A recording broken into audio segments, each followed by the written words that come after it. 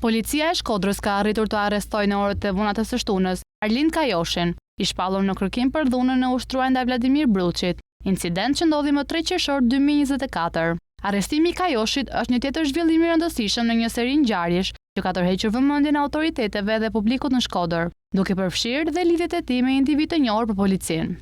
Ngjarja e dhunshme që çoi në arrestimin e Arlind Kajoshit ndodhi më 3 qershor 2024, kur 62 vjeçari Vladimir Bruçi urra brutalisht nga Kajoshi dhe 2 persona të tjerë, Samuel Troshani dhe Izmir Sakica.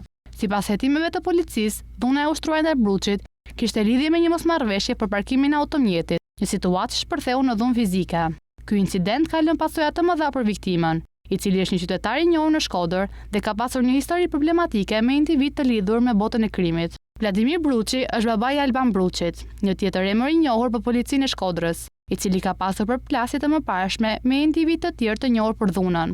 Alban Bruçi është i lidhur me një ngjarje të rëndësishme që ndodhi më 7 shtator 2024, kur ai tentoi të eliminonte fizikisht Arlind Kajoshin, kampionin e boksit dhe vollan e Arlindit, të dyshuar për lidhje me aktivitete kriminale. Kjo ngjarje shton një tjetër dimension të komplikuar në konflikt që ekzistojnë midis këtyre grupeve, të cilat duket se janë të ndërlidhura përmes një serie ngjarjesh dhune. Arrestimi i Arlind Kajoshit u realizua në fshatin Shtoj i Vjetër, në dalje të Shkodrës, ku ai ishte fshehur në një banesë të braktisur. Forcat e policisë Shqiponja, një njësi speciale e forcave të rendit, luajtën një rol të rëndësishëm në kapjen e Kajoshit, duke realizuar operacionin me sukses dhe duke i vënë atij prangat. Ky arrestim është një tjetër sukses për policinë e Shkodrës në luftën kundër dhunës së krimit të organizuar në këtë zonë, ku shpesh janë të përfshirë individ të njohur për aktivitete kriminale.